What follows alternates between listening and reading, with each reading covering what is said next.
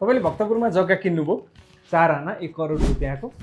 अब तपाईसँग सबै पैसा भएन, लोनको लागि चाहिँ तपाईँ बैंकमा जानु।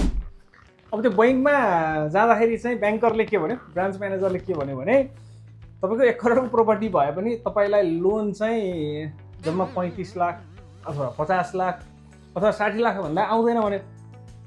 अब तपाईँले किनेकै जग्गा चाहिँ 1 करोड तर 40 लाख हटाएर किन भनिराखेको छ भन्ने क्वेसन चाहिँ धेरैजनालाई आउन सक्छ है। अब यो किन हुन्छ, तपाईँको जग्गाको मूल्याङ्कन ब्याङ्कले सधैँ किन तल गर्छ, किन कम गर्छ भन्ने कुरा चाहिँ आज हामी तपाईँलाई यो भिडियोमा विस्तारमा भन्नेछौँ है त। नमस्ते, म गोविन्द बानिया, पेसाले इन्जिनियर, सिभिल इन्जिनियर र MBA रियल इस्टेट मैले काठमाडौँ युनिभर्सिटी स्कुल अफ म्यानेजमेन्टबाट गरेँ। अहिले पनि हाम्रो कम्पनीले नेपालका कमर्सियल ब्याङ्कहरू तथा वित्तीय संस्थाहरूमा तालिम दिने र ट्रेनिङहरू गराउने काम पनि गरिराखेका छौँ। मेरो आफ्नो पर्सनल अनुभव पनि करिब 5000 भन्दा बढी प्रोपर्टीहरूको भ्यालुएसन गरिसकेको छु। त्यसमा अर्बभन्दा माथिका प्राइभेट प्रोपर्टीहरू पनि गरिसकेका छौँ भने हामीले ब्याङ्कहरूको पनि गर्दै नै आइरहेका छौँ। अब आज किन यस्तो हुन्छ भन्ने कुरा चाहिँ म तपाईँहरूलाई यो भिडियोमा भन्दैछु, अन्तिमसम्म हेर्नुहोला। पहिला के हुन्छ, हामीसँग तपाईँले जग्गा किन्नुभयो, तपाईँ सबभन्दा पहिला कहाँ जानुहुन्छ, ब्याङ्कमा डकुमेन्ट लिएर जानुहुन्छ। तपाईँ ब्याङ्कमा गइसके पछाडि उसले के भन्छ भने तपाईँको प्रोपर्टी चाहिँ हामीले भ्यालुएसन गर्ने इन्जिनियरलाई देखाउनुपर्छ भन्ने कुरा गर्छ। अब ब्याङ्कले तपाईँको जग्गालाई तपाईँले पो आफ्नो सम्पत्ति जसरी हेर्नुहुन्छ, तर ब्याङ्कले कसरी हेर्छ, तपाईँको प्रोपर्टी तपाईँले पैसा तिर्न सक्नु भएन, लोन तिर्न सक्नु भएन भने सबैभन्दा कम मूल्यमा अक्सन गर्दाखेरि कतिमा जान्छ भनेर हेर्छ ब्याङ्कले।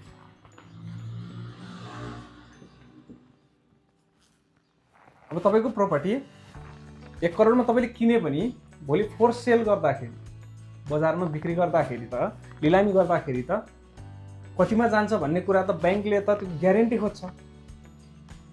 त्यस कारणले सबैभन्दा पहिलो कन्सर्न यो हुने।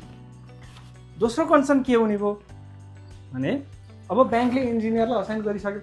अब इन्जिनियरलाई असाइन गरिसके पछाडि उसले हेर्ने कुराहरू हुन्छन्, right of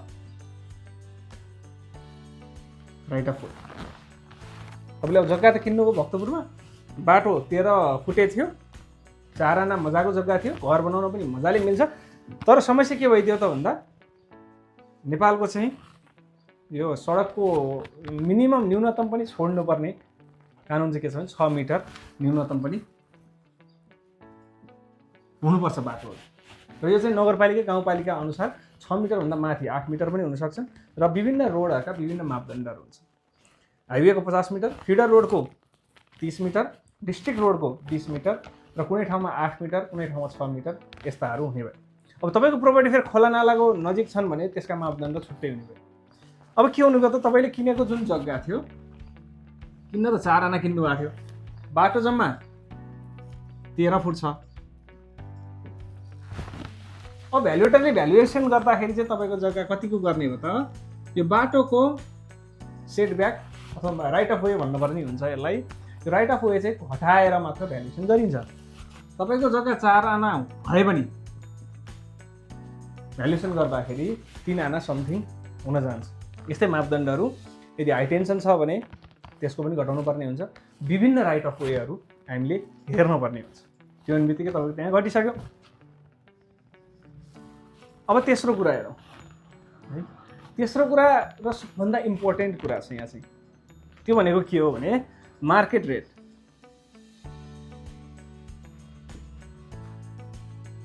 market rate plus government rate. हामीले जतिमा खरिद बिक्री भयो त्यतिमा नेपालमा प्रोपर्टी भ्यालुएसन गरिँदैन। चलन चल्तीको मूल्यअनुसार हामीले लिन्छौँ 70% र सरकारी मूल्याङ्कनको लिन्छौँ हामी 13%। यो भने चाहिँ तपाईँले भर्खर 1 करोडमा किन्नुभएको को मान्यता लिने भयो। त्यसमा पनि मान्यता पनि के हुन्छ भने तपाईँलाई बिक्री गर्ने मान्छेले जतिमा बिक्री गर्यो त्यति मार्केटको मूल्य नहुन पनि सक्छ। जो भ्यालुएटर त्यहाँ जानुहुन्छ उहाँ भ्यालुएटरले चाहिँ तत्काल बिक्री भएका 3 वा 6 मध्येको प्रोपर्टीहरू हेर्नुहुन्छ र त्यसको आधारमा कतिमा बिक्री हो भन्ने कुरालाई एनालाइसिस गर्नुहुन्छ।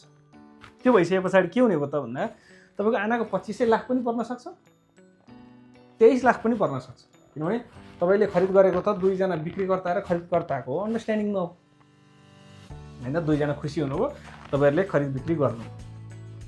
सबभन्दा अर्को कुरो आउँछ हाम्रो गभर्मेन्ट रेटको 30%। र यो चाहिँ हाम्रो के छ भने इन्टरनेसनल भ्यालुएसन स्ट्यान्डर्ड अनुसार चाहिँ नेपालमा भ्यालुएसन गरिएको छैन। एकदम स्याडली भन्नुपर्ने चाहिँ म आफै प्रोपर्टी भ्यालुएटर हो, म आफै चाहिँ इन्टरनेसनल भ्यालुएसन स्ट्यान्डर्ड भ्यालुएसन गर्नेहरूलाई पढाउँदै र सिकाउँदै पनि हुन्छु, तर यो चाहिँ अहिलेसम्म नेपालमा त्यो लागू भइसकेको छैन। तर त्यो हुँदाखेरि हामीले चल्दै आएको एउटा प्रोसेसमा हामीले यो फ्याक्टर अफ सेफ्टी राखेर गरिएको प्रोसेसमा 70 र 30% लिन्छौँ। 70 र 30% लिने बित्तिकै के हुने भयो, तपाईँले यसमा 25 लाख रुपियाँ आना लिनुभएको थियो, तर सरकारी मूल्याङ्कन चाहिँ के हुन्छ त एकदमै सामान्य हुन्छ। 25मा बाटोको यस्तो, 30को यस्तो भन्ने हुन्छ। त्यो भएपछि सरकारी मूल्याङ्कन कर प्रयोजनको लागि हुन्छ, त्यो भएर एकदमै कम हुन्छ। त्यो हुने बित्तिकै तपाईँको यो 25 लाखकोबाट र यो यदि मानौँ तपाईँको 6 लाख छ, यो 25 लाख छ भने यसको 70% कति हुने भयो त तपाईँको 0.7 गर्नु पऱ्यो, यसको इन्टु 0.3 गर्नु पऱ्यो। भनेपछि तपाईँले किनेको भन्दा यहाँ अलरेडी नै फेयर मार्केट रेट चाहिँ अब जुन तपाईँको एरिया आउँछ त्यसलाई चाहिँ गर्दाखेरि 20-22 लाखको भइसक्यो। त्यस कारणले सबैभन्दा मेजर प्रब्लम अक्सनमा कतिमा जान्छ भनेर हेर्ने भयो। दोस्रो राइट अफ वेहरू कस्ता हुन्छन्, यो घटाउने कुराहरू भयो भने नेपालको भ्यालुएसन स्ट्यान्डर्डले नै के गरिदिन्छ 70 र 30% गर्ने भएको भएर तपाईँको प्रपर्टी 1 करोडमा किन्दाखेरि पनि प्रपर्टी भ्यालुएसन कति आउँछ 70% को हाराहारीमा आउँछ। र फाइनल समस्या अब के भयो भने ब्याङ्कमै गएर ठोकिन्छ। यो हामीले एउटा यहाँबाट निस्केको मूल्य मानौँ 22 लाख आयो, यतापट्टि 3 आना मात्रै आयो भने 22 × 3 भनेको 66 लाख भयो। हामीले चाहिँ 66 लाख नै तपाईँलाई लोन दिन मिल्छ भनेर भनेका हुन्छौँ, तर ब्याङ्कले चाहिँ आफ्नो फेरि सेफ्टी राखेर पर्सनल लोनमा 50% र फर्स्ट टाइम होम बायरहरूको लागि 80% लोन दिन्छ। त्यो भनेको तपाईँले 1 करोडमा किन्दा पनि पैसा जम्मा 66 लाखको सर्टेन पर्सेन्टेज मात्र पाउने हुनुभयो। र यो यसमा डिटेलमा अब हामीले गरेको हाम्रो व्यक्तिगत अनुभवका आधारमा पनि यो चाहिँ एकजना एक्स भन्ने मान्छेको हो, हामीले गरेको रियल भ्यालुएसन नै हो। उहाँको हामीले नाम चाहिँ बताउन मिलेन प्राइभेसीको कारणले गर्दाखेरि, र यो एउटा चाहिँ रियल केस सिनारियो हो। तपाईँलाई पनि यस्तो तपाईँको प्रोपर्टी कहाँनिर छ, त्यसको भ्यालु कति होला, सरकारी मूल्याङ्कन कति होला भन्ने विशेष जानकारीहरू सामान्य जानकारी चाहिन्छ भने कमेन्टमा आफ्नो ठाउँ र बाटोघाटोको बारेमा विवरण लेखिदिनु होला, म त्यही कमेन्टमै रिप्लाई गरिदिन्छु।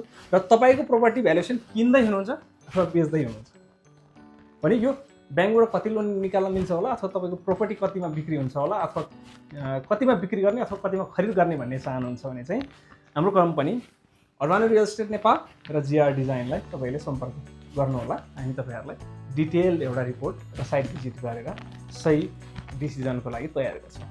धन्यवाद।